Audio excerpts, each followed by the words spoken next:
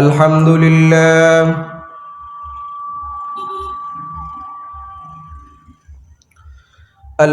لله نحمده ونستعينه ونستغفره ونعوذ بالله من شرور أنفسنا من يهده الله فلا مضل له ومن يضلل فلا هادي له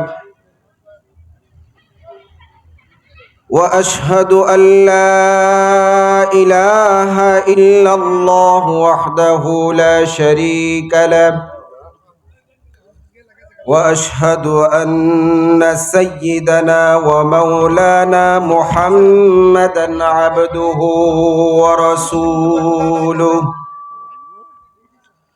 أما بعد فأعوذ بالله من الشيطان الرجيم بسم الله الرحمن الرحيم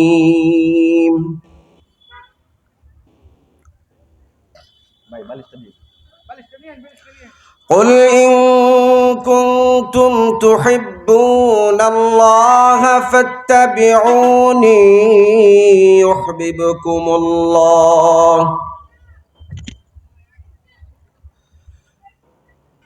قل إن كنتم تحبون الله فاتبعوني يحببكم الله ويغفر لكم ذنوبكم والله غفور رحيم وقال النبي صلى الله عليه وسلم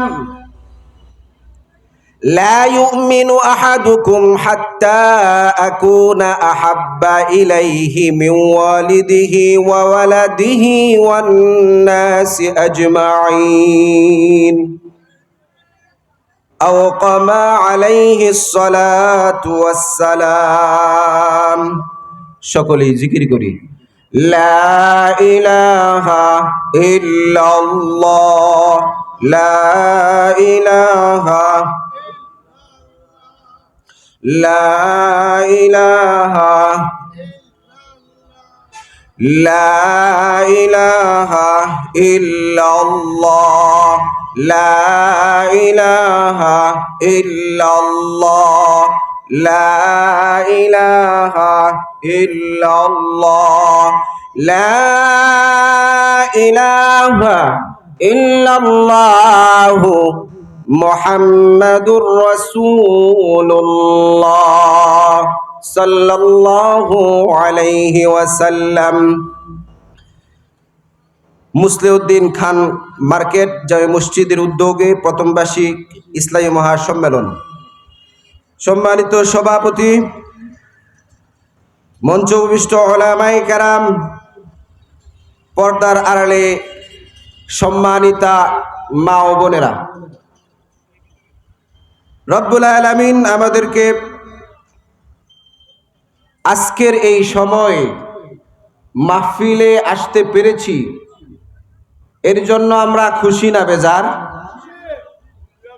আপনারা যে খুশি, এটা যতই মুখ দিয়া বলেন, যদি কর্মে এটা না দেখাইতে পারে তাহলে খুশিটা মুখ দিয়ে বলাটা এটা সার্থক হইল না, ঠিক কিনা? আপনারা এমন ভাবে বসছেন, মনে হইতেছে ওই খেরগুলো আপনাদের শরীরের চাদর, এটার সাথে একটু হেলান দিয়ে বসে আছেন। কোরআনের আলোচনা, আল্লাহর আলোচনা, রাসূলের আলোচনা, কোরআন এবং সুন্নাহর আলোচনা যখন হবে, তখন মুমিন মুসলমান কোনো সময় হেলান দিয়ে বসবে না। আল্লাহ এবং রাসূলের জন্য এক একটা কথাকে গুরুত্বপূর্ণ মনে করে সর্বদা সজাগ থাকবে, ঠিক কিনা?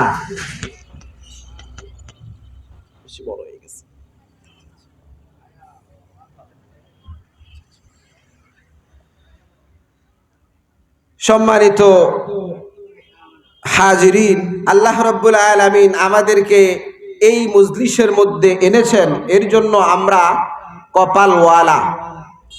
গত কিছুদিন পূর্বে আমরা, বেশি দিন নয়, 2-3 দিন পূর্বে আমরা দেখেছি বিশাল প্রযুক্তির উন্নতি সাধন করনেওয়ালা দেশ ব্যাংকক থেকে একটা বিমান উঠেছে। ওই বিমানটা দক্ষিণ কোরিয়া যাওয়ার পরপরেই ব্লাস্ট হয়েছে। আপনারা দেখছেন না?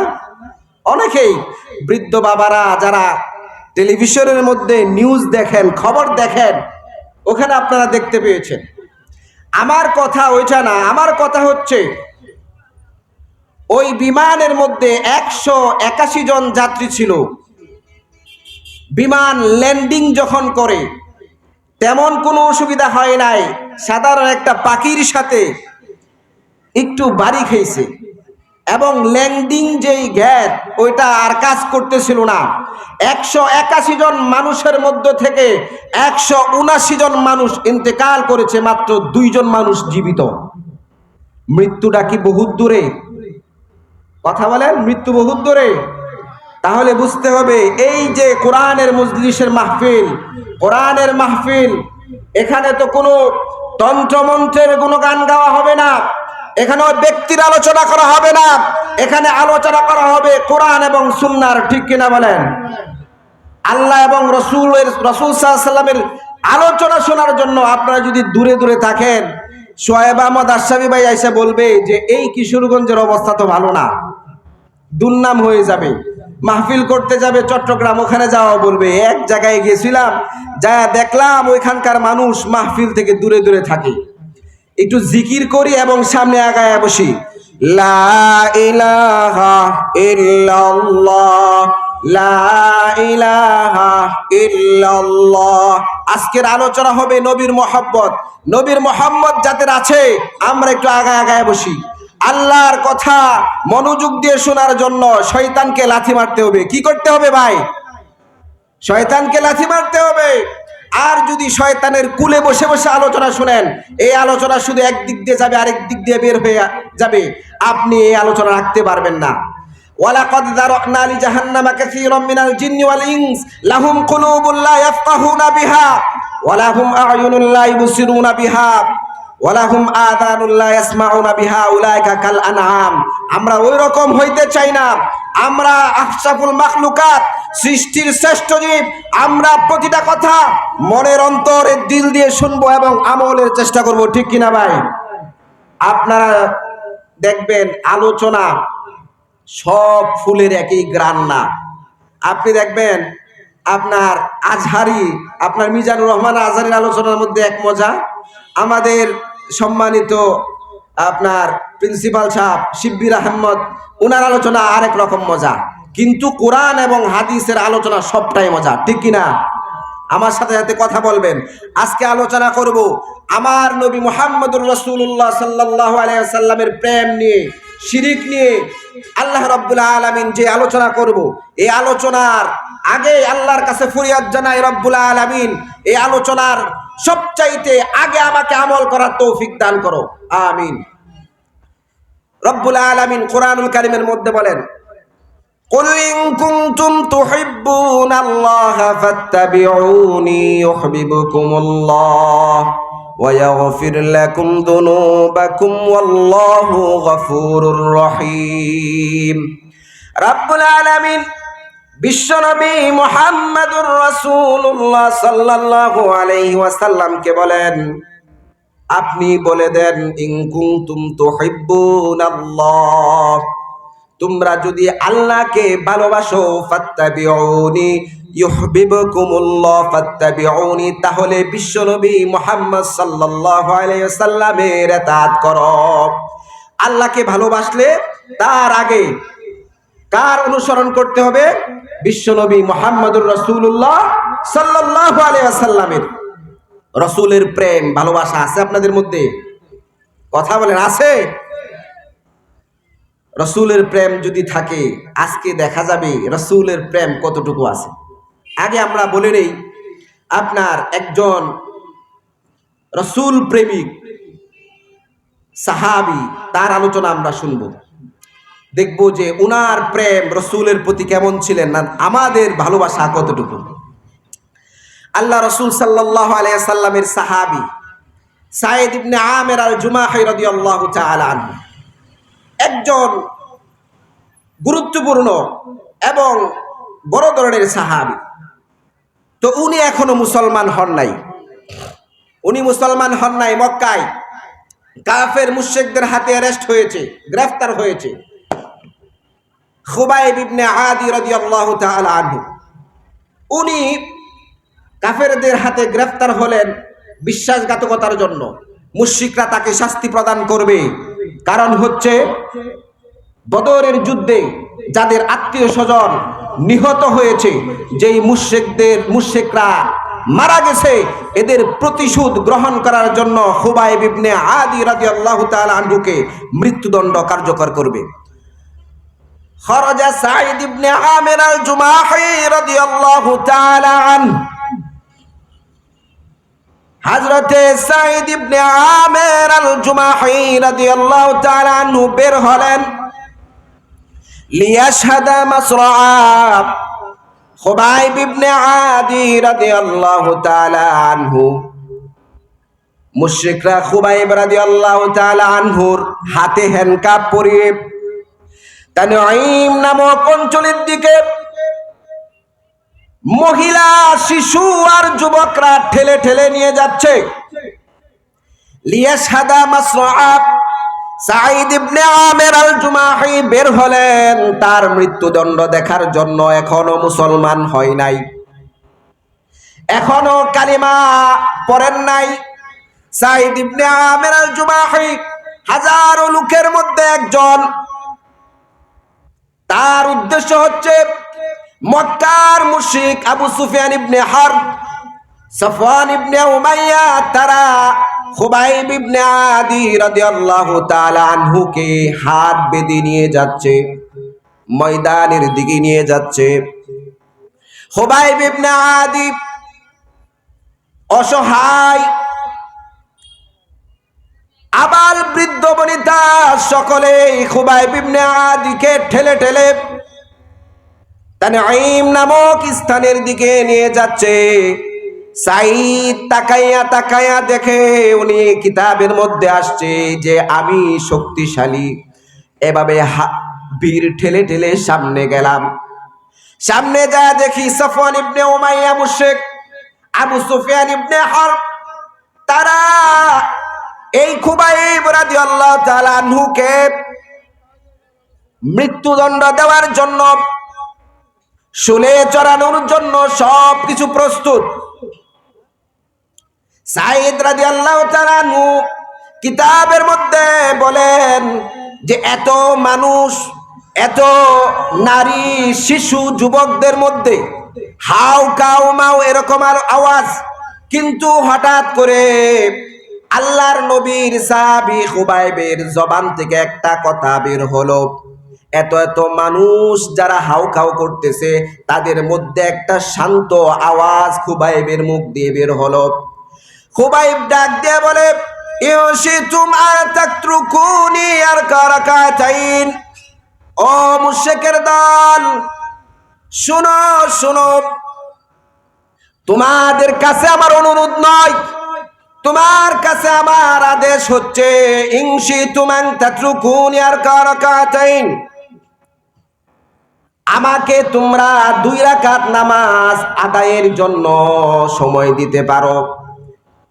সাঈদ বলে যে আমি শুনলাম হাজারো মানুষের কথার মধ্যে খুবাইবের কণ্ঠে এত শান্ত আওয়াজ আমি আর শুনি নাই, কিন্তু এত শান্ত আওয়াজ, এত ধীর আওয়াজ আমি আর শুনি নাই। মানুষগুলো চিল্লাচিল্লি করতেছে। হযরতে খুবাইব রাদিয়াল্লাহু তাআলা আনহু কথা বলার পরে কাবার দিকে ফিরে 2 রাকাত নামাজের জন্য দাঁড়ায় গেলেন। 2 রাকাত নামাজ পড়তেছেন, এত শান্ত, এত শান্ত, কোন তাড়াহুড়া নেই নামাজের মধ্যে, কোন আপনার নামাজের মধ্যে অন্য মনোযোগী নাই। একবারে আল্লাহ তাআলার সামনে দাঁড়াইয়া দাঁড়াইয়া 2 রাকাত নামাজ পড়তেছে। সাইদ বলতেছে, এত সুন্দর নামাজ, এত দৃশ্য সুন্দর নামাজ আমি আর দেখি নাই। মানুষগুলো তাকে তানঈম নামক জায়গায় নিয়ে গেছে মৃত্যুদণ্ড দেওয়ার জন্য, কিন্তু খুবাইব 2 রাকাত নামাজ পড়ে তাও আবার শান্তি সৃষ্টভাবে শান্ত শৃঙ্খলা বজায় রেখে নামাজ পড়ে, কোনো তাড়াহুড়া নাই, কোনো অস্থিরতা নাই, কোনো উদ্বেগ নাই, কোনো উৎকণ্ঠা নাই। হযরতে সাইদ বলে, খুবাইবের নামাজ দেখে দৃশ্যটা এত সুন্দর হয়েছে, এত সুন্দর যে এই দৃশ্যটা চোখে লেগে থাকার মতো। সুবহানাল্লাহ। আমরা নামাজ পড়ি, নামাজের মধ্যে তাড়াহুড়া। মসজিদে যখন যাই তখন আমার মনে হয় যে সারা দিনের মধ্যে এই সময়টা মনে হয় ব্যবসার চিন্তা ভাবনা, আপনার লেনদেনের চিন্তা ভাবনা, আগামীকাল কি করব এই চিন্তা ভাবনা, বা 5 বছর পরে আমি কি করব এই চিন্তা ভাবনা নিয়ে মসজিদে ঢুকি। মসজিদে ঢুকে আল্লাহর রহমতে নামাজ এত দাঁড়ায়, কিন্তু নামাজের মধ্যে খুশু খুশু কি জিনিস থাকে না, ঠিক না? এরকম আমাদের নামাজ। কিন্তু একজন সাহাবী আপনার হাজারো মানুষের সামনে মৃত্যুদণ্ড হয়ে যাবে, ওই অবস্থাতে 2 রাকাত নামাজ পড়তেছেন। আর এই নামাজটা দৃশ্য এত সুন্দর, এত শান্ত, এত শিষ্ট নামাজ আর হইতে পারে না। সুবহানাল্লাহ পড়েন। হযরতে সাইদ বলতেছে, মানুষের চেঁচামেচি, কিন্তু খুবাইবের মনের মধ্যে কোনো ভয় নাই। খুবাইয়ের নামাজ শেষ করলেন। নামাজ শেষ করার পরে মুশরিকদেরকে বলতেছে, ওই শোনো, তোমরা ভাববা, চিন্তা করবা যে খুবাইব মনে হয় মৃত্যুর ভয়ে নামাজ দেরি করতেছে। না না, তোমাদের এই আশঙ্কা যদি না থাকতো, আমি খুবাইব নামাজের মধ্যে এত মজা পেয়েছিলাম, আমি নামাজ আরো লম্বা করতাম। সুবহানাল্লাহ পড়েন। আল্লাহু আকবার। হযরতে খুবাইব আপনার নামাজ শেষ করে বললেন যে তোমরা যদি মৃত্যুর আশঙ্কা, এই ভয়ে নামাজ লম্বা করতেছি, এটা যদি তোমরা না চিন্তা করতা তাহলে নামাজ আমি আরো লম্বা করতাম। এই কথা বলার পরে হযরতে খুবাইব তাকে আপনার মৃত্যুদণ্ডের জন্য নেওয়া হলো। মৃত্যুদণ্ড নিবে কাফের মুশরিকরা আগে তার শরীরের অঙ্গ প্রত্যঙ্গ টুকরা টুকরা করতেছে। নাউজুবিল্লাহ পড়েন। মুশরিকরা যখন টুকরা টুকরা করে তখন খুবাইবকে বলে, ক্বালাল কুফার লি খুবাইবিন ইনদা কাতইহি, এ খুবাইব, খুবাইবের অঙ্গ টুকরা টুকরা করার সময় বলে, আতুহিব্বু আন ইয়াকুনা মুহাম্মাদান, ও খুবাইব, তোমার হাত কেটে ফেলা হয়েছে, তোমার পা কেটে ফেলা হয়েছে, আর টুকরা টুকরা করা হচ্ছে, তুমি কি এটা পছন্দ করবা যে মুহাম্মদুর রাসূলুল্লাহ সাল্লাল্লাহু আলাইহি সাল্লামকে এই অবস্থায় দেখো আর তুমি মুক্ত হয়ে যাও? এই কথা বলার পরে খুবাইব বলে, ও মুশরিকের দল, শোনো, আমার পরিবার পরিজন নিয়ে আমি সুখে থাকবো, শান্তিতে থাকবো, আর বিশ্বনবীর গায়ে একটা আঁচড় লাগবে, এটা খুবাইব এই চিন্তা, সুখে থাকবে এই চিন্তা করে না, ঠিক কিনা বলেন? নবীর মহব্বত ছিল এরকম যে রাসূলের গায়ে কাটার আঁচড় লাগবে আর আমি খুবাইব আমার পরিবার পরিজন নিয়ে সুখে থাকবো, এটা হইতে পারে না। হযরতে খুবাইব যখন এই কথা বললেন, মুশরিকরা বলতেছে, ওকে টুকরা টুকরা করো, ওকে মৃত্যুদণ্ড দিয়ে দাও। তাকে মৃত্যুদণ্ড দিয়ে দিলেন, হাসি মুখে শহীদ হয়ে গেলেন। সুবহানাল্লাহ। হযরতে খুবাইব শহীদ হয়ে গেলেন নবীর প্রেমে, নবীর আশেকে। আল্লাহ রাসূল সাল্লাল্লাহু আলাইহি সাল্লাম হাদিসের মধ্যে বলেন, লা ইউমিনু আহাদুকুম হাত্তা কুনা হাব্বা ইলাইহি মিন ওয়ালিদিহি ওয়া ওয়ালাদিহি ওয়ান নাসি আজমাইন। আল্লাহর রাসূল সাল্লাল্লাহু আলাইহি ওয়াসাল্লাম হাদিসের মধ্যে বলেন, ততক্ষণ পর্যন্ত মুমিন হতে পারবা না যতক্ষণ পর্যন্ত তোমার পিতা, তোমার সন্তান, অন্য যত মানুষ আছে তার চাইতে বিশ্ব নবীকে বেশি ভালোবাসবা। সবার চাইতে মুহাম্মদ সাল্লাল্লাহু আলাইহি সাল্লামকে বেশি ভালোবাসতে হবে। হযরতে আবু বকর সিদ্দিক রাদিয়াল্লাহু তাআলা আনহুকে মক্কার মুশরিকরা যখন রক্তাক্ত করেছে, আহত করেছে, অসুস্থ অজ্ঞান, যখন জ্ঞান ফিরেছে তখনই বলে আমার নবী মুহাম্মদুর রাসূলুল্লাহ সাল্লাল্লাহু আলাইহি সাল্লাম কোথায়? সুবহানাল্লাহ পড়েন, আল্লাহু আকবার। যে রাসূল ভালো আছে, যে না আমাকে তার কাছে নিয়ে যাও, আমি তার কাছে যাব, আমার দৃষ্টি দিয়ে তাকে দেখব। রাসূলকে দেখলেন, তারপরে অন্তর ঠান্ডা হয়ে গেছে। সুবহানাল্লাহ পড়েন, আল্লাহু আকবার। আপনার রাসূলের ব্যাপারে যখন কথা হয়, রাসূলকে যখন বেইজ্জতি করা হয়, রাসূল নাস্তিকরা যখন রাসূলের ব্যাপারে উল্টাপাল্টা কমেন্ট করে, তখন কোন মুসলমান এগুলো দেখার পরে চুপ থাকতে পারে না, ঠিক কিনা ভাই? আপনার ঢাকা কলেজের প্রফেসর শিরিন ভট্টাচার্য রাসূল সাল্লাল্লাহু আলাইহি সাল্লামকে নিয়ে কটূক্তি করেছে। আমরা আগেও দেখেছি, শাসক গোষ্ঠী যখন ক্ষমতায় ছিল, তখন একের পর এক নাস্তিকরা বিভিন্ন যোগাযোগ মাধ্যমে মিডিয়ায় রাসূলকে অপমান করেছে। ব্লগার রাজীব রাসূলকে নিয়ে উল্টাপাল্টা মন্তব্য করেছে। এই নাস্তিককে আমরা তখন দেখেছি, তাকে সংসদের মধ্যে শহীদ মর্যাদা দেওয়া হয়েছে, ঠিক কিনা বলেন? এই দেশ স্বাধীন দেশ, এটা ইসলামের দেশ। এই দেশে এই জমিনের মালিক কে ভাই? কথা বলতে হবে, এই জমিনের মালিক কে? এই জমিনের মালিক আল্লাহ।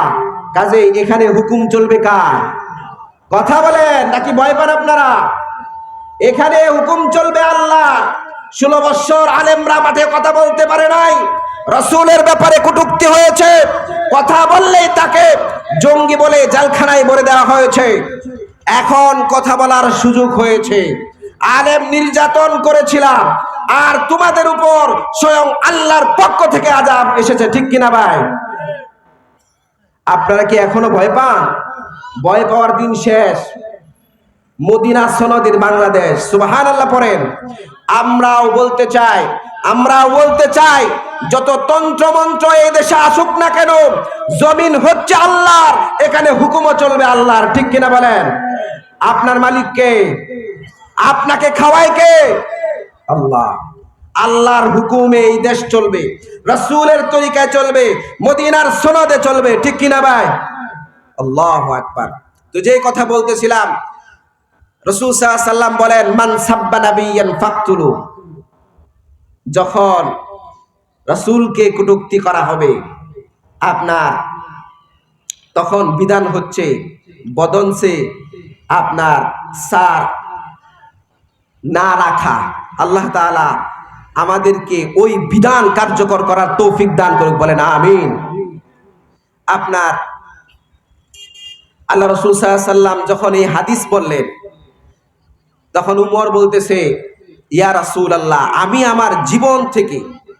আমার জীবন বাদ দিয়ে দুনিয়ার মধ্যে যা কিছু আছে সব কিছু থেকে আপনাকে বেশি মহব্বত করি। সুবহানাল্লাহ পড়েন। যখন আল্লাহ রাসূল এই কথা বললেন, বলার পরে বিশ্বনবী মুহাম্মদ সাল্লাল্লাহু আলাইহি সাল্লাম বলতেছে, ওমর, হলো না। আল্লাহর কসম, এই পৃথিবীতে যা কিছু আছে, যত আত্মীয়তার সম্পর্ক আছে, যত বাবা আছে, মা আছে, সন্তান আছে, আত্মীয় স্বজন, যত রক্তের সম্পর্ক আছে, এবং দুনিয়াতে যা কিছু আছে, তোমার নিজের জীবন সহ সব কিছু তোকে বিশ্বনবী মুহাম্মদ সাল্লাল্লাহু আলাইহি সাল্লামকে বেশি ভালোবাসতে হবে। সুবহানাল্লাহ। এই কথা বলার পরে হযরতে ওমর 1 মিনিট অথবা 1 সেকেন্ডের মাথায় বলতেছে, ইয়া রাসূলুল্লাহ, আমি আমার নিজের জীবন থেকেও আপনাকে বেশি মহব্বত করি। সুবহানাল্লাহ পড়েন। আল্লাহ রাসূল সাল্লাল্লাহু আলাইহি সাল্লাম বলেন, ওমর, এখন ঠিক হয়েছে, তোমার ঈমানের পূর্ণতা হয়েছে। সুবহানাল্লাহ পড়েন। আমরা আমাদের সন্তান থেকে, আমাদের মা থেকে, আমাদের বাবা থেকে যা আছে সকল কিছু থেকে বেশি মহব্বত করব কাকে? মুহাম্মদুর রাসূলুল্লাহ সাল্লাল্লাহু আলাইহি ওয়াসাল্লামকে। আপনার রসুলের মহব্বত সাহাবায়ে কেরামের ছিল সবচাইতে বেশি। সন্ধি চুক্তি হওয়ার আগ মুহূর্তে মক্কার মুশরিকরা বিশ্বনবী মুহাম্মদ সাল্লাল্লাহু আলাইহি ওয়াসাল্লামের সাথে কথা বলার জন্য, সাক্ষাৎ করার জন্য, সন্ধি স্থাপন করার জন্য উরওয়া ইবনে মাসউদ সাকাফিকে পাঠানো। আপনারা মনোযোগী দিকে দেন। যখন উরওয়া ইবনে মাসউদ সাকাফিকে পাঠানো হলো, উনি মুসলমানদের শিবিরে প্রবেশ করলেন।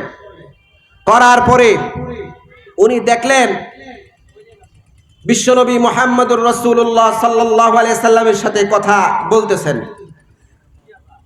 উরওয়া বলতেছে, মুহাম্মদ, আপনার সঙ্গে যেই লোকগুলো মদিনা থেকে এসেছে, আপনার সাথে যেই লোকগুলো মক্কা থেকে আপনার সাথে গিয়েছিল, আপনি জানেন এরা আপনাকে ছেড়ে দিবে।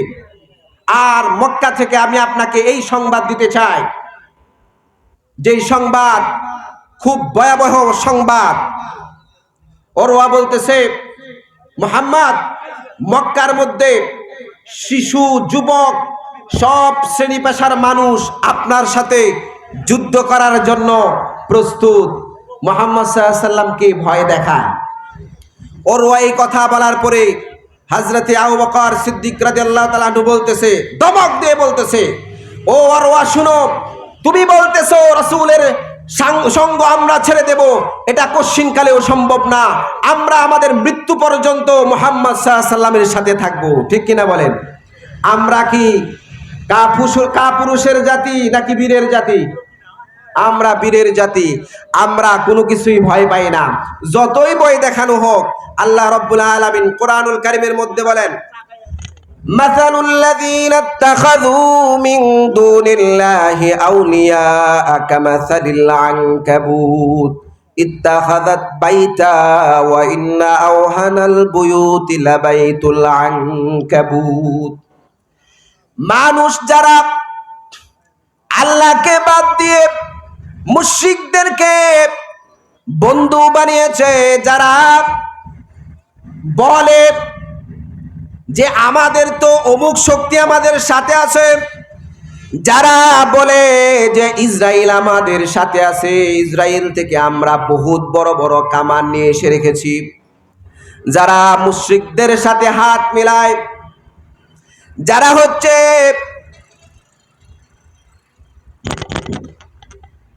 মুশরিকদের সাথে ভাই ভাই হয়ে চলে, আল্লাহ রাব্বুল আলামিন বলে এই যে এত গোলাবারুদ, তারপরে যুদ্ধের সরঞ্জাম, তোমরা যারা আল্লাহকে বাদ দিছো, দিয়া মুশরিকদের সাথে সঙ্গ পেতেছ, তোমরা তাদের সাথে তোমাদের সম্পর্ক হয়েছে, তোমরা শোনো, এইগুলো হচ্ছে তোমাদের মাকড়সার জালের মতো দুর্বল। মুসলিম জাতি হচ্ছে বীরের জাতি, যারা তাওহীদের পথের যাত্রী, যারা আল্লাহর সাথে সম্পর্ক থাকবে, রাসূলের সাথে সম্পর্ক থাকবে, যারা আল্লাহ এবং রাসূলের দ্বীনকে গ্রহণ করবে, যারা একমাত্র আল্লাহকে ছাড়া কাউকে ভয় করবে না, আল্লাহ রাব্বুল আলামিন তাদেরকে আসমান থেকে সাহায্য করবে, ঠিক কিনা বলেন? আপনি যতই বলেন আমার তো ওই শক্তি আছে, আপনি মুশরিক। আপনি এই কথা বলার পরেও আল্লাহ রাব্বুল আলামিন বলেন তোমার এই শক্তির কোনো কাজে আসবে না। আপনারা দেখেন, আফগানিস্তানে 20 বছর পর্যন্ত আমেরিকা যুদ্ধ চালালো, কিন্তু ইতিহাসে কোথাও আপনি পাবেন না যে আফগানিস্তানের স্বাধীনতাকামী মুসলমানরা আমেরিকার কাছে ক্ষমা চেয়েছে, এরকম কোনো নজির আপনি দেখাইতে পারবেন না। ইসরায়েল এত বড় শক্তিশালী, আমেরিকা যার সাথী, আপনি একটাও ইতিহাস দেখাইতে পারবেন না। ইসলামের ইতিহাসের মধ্যে কোথাও দেখাইতে পারবেন না যে মুসলমানরা কাফেরদের অনুগত্য মেনে নিয়েছে। মুসলমানরা কাপুরুষের জাতি নয়, মুসলমানরা হচ্ছে বীর পুরুষের জাতি, ঠিক কিনা? মুসলমানরা কিসের জাতি? বীরের জাতি। আমাদের একটা অস্ত্র আছে, কি আছে ভাই? আমাদের একটা অস্ত্র আছে। এই মাইকটা ঠিক করেন।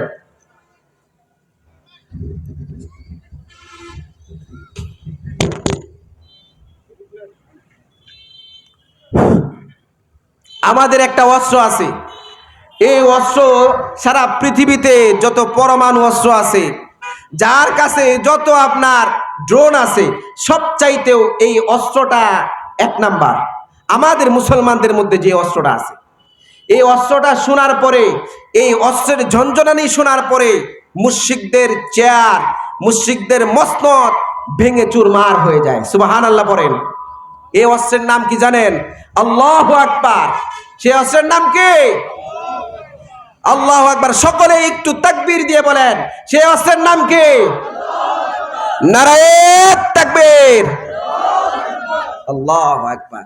আপনাদের এই সাইড একটু আওয়াজ হয়েছে, তার মানে বোঝা যায় এরা সবাই যুবক, আর আপনাদের আওয়াজ হয় নাই। ওই পাশে মানুষ ঘুমায় গেছে। আল্লাহু আকবার বললে শরীরের রক্তপিণ্ডগুলো গরম হয়ে যাবে, ঈমানের চেতনায় বলিয়ান হয়ে তাওহীদের পথের মুসলমানরা আল্লাহু আকবার আসতে বলতে পারে না। আল্লাহু আকবার বলতে হবে শরীরের সম্পূর্ণ শক্তি দিয়ে। আপনারা সকলেই সম্পূর্ণ শক্তি দিয়ে বলেন আল্লাহু আকবার। নারায়ে তাকবীর, নারায়ে তাকবীর। মাইকম্যানকে বলবো সাউন্ডটা এমন জায়গায় আছে, কথা বলে মজা পাওয়া যাচ্ছে না, একটু আপনার ঠিক করেন। সম্মানিত হাজিরিন, এই অস্ত্র এমন এক অস্ত্র, যখন আপনার গৌরগোবিন্দর এই অস্ত্রের ঝনঝনানি শুনেছে, তার মসনদ টুকরা টুকরো হয়ে গেছে। ঠিক কিনা? এইদিকে তাকান, এইদিকে মাইকের দিকে মনোযোগ না। যখন গৌরগোবিন্দ এই অস্ত্রের ঝনঝনানি শুনেছে, মসনদ টুকরা টুকরা হয়ে গেছে। আপনার এই অস্ত্রের ঝনঝনানি মুসলমানরা যখন দেয়, এই অস্ত্রের ঝনঝনানিতে আপনার আমেরিকার সাদা কুকুরের বাহিনী আফগানিস্তান থেকে পালিয়েছে। ঠিক কিনা বলেন? কথা বলেন ঠিক কিনা? হামাসের এই আল্লাহু আকবার অস্ত্রের ঝনঝনানিতে আপনার ইসরায়েলরা ঠিক এভাবে লেজ গুটিয়ে পালাবে। ঠিক কিনা বলেন? ঠিক আমরাও বলতে চাই, আমাদের পার্শ্ববর্তী রামবামদেরকে বলতে চাই, মুসলমানদের অস্ত্রের ঝনঝনানি যখন শুরু হবে, তখন মোদির চেয়ার এরকম টুকরা টুকরা হয়ে যাবে। ঠিক কিনা বলেন? আপনারা কি তাওহীদের পক্ষে না? কথা বলেন। তাহলে আল্লাহু আকবারের আওয়াজ আস্তে আসে কেন? জুড়ে আসবে। এই আল্লাহু আকবারের ধ্বনি যখন আমরা আমাদের পথে গাঁঠে, যুবকদের মুখে যখন, তাওহীদবাদী যুবকদের মুখে যখন আল্লাহু আকবারের এই অস্ত্রের ঝনঝনানি শুনবো, তখন আমরা মনে করব এই বাংলাদেশের ভূখণ্ড যেখানে গিয়ে শেষ হচ্ছে, এখানে কোনো কাঁটাতারের বেড়া থাকবে না। সকল বিশ্বের মুসলমানরা এক হয়ে আল্লাহু আকবার ধ্বনি দিবে। ঠিক কিনা বলেন? কাজেই বলবো, মিডিয়ার মাধ্যমে, ষড়যন্ত্রের মাধ্যমে যতই বাংলাদেশের ভাবমূর্তি বিশ্বের কাছে খারাপভাবে উপস্থাপন করা হোক না কেন, আমাদের একটা শক্তি আছে। আমরা যখন আল্লাহু আকবার বলবো, তখন রাম বামরা তন্ত্রমন্ত্র বাদ দিয়ে কোন দিক দিয়ে পালাবার রাস্তাও পাবা না। ঠিক কিনা বলেন? নারায়ে তাকবীর। ইসলামের শত্রুরা। সম্মানিত হাজিরিন, নবীর প্রেমিক আমরা, নবীর আশেক, নবীর ইজ্জত সম্মানের জন্য যদি আমাদেরকে মাঠে ময়দানে রক্ত দিতে হয়, আমরা প্রস্তুত আছি কিনা? প্রস্তুত আছি তো ইনশাআল্লাহ। আপনার আর ছাড় দেওয়া যাবে না। মান সাব্বা নাবিয়ান ফাকতুলু। যদি কোনো ব্লগার, যদি কোনো সুশীল সমাজ, যদি কোনো মিডিয়া তোমাদেরকে বলতে চাই রসূলের ইজ্জতে যদি তোমরা কলঙ্ক লেপন করতে এই দুঃসাহস তোমরা দেখাও, তাহলে তোমাদের অস্তিত্ব আর বাংলাদেশে রাখবো না ইনশাআল্লাহ। ঠিক কিনা বলেন? আল্লাহ তাআলা আমাদেরকে কবুল করুক, বলেন আমিন। সম্মানিত হাজিরিন, যে কথা বলতেছিলাম, ওরওয়া ইবনে মাসউদ সাকাফি আসছে, আয়েশা বলতেছে, মুহাম্মদ মক্কার যত আবাল বৃদ্ধ বনিতা যারা আছে, যুবক শিশু সকলেই তোমার জন্য যুদ্ধ করতে প্রস্তুত। রাসূল সাল্লাল্লাহু আলাইহি সাল্লামের সামনে যখন এই কথা বলছি, আবু বকর আর থেমে থাকতে পারে নাই, বলতেছে থামো, রাসূলকে ছেড়ে আমরা কোথাও যাব না। রাসূলকে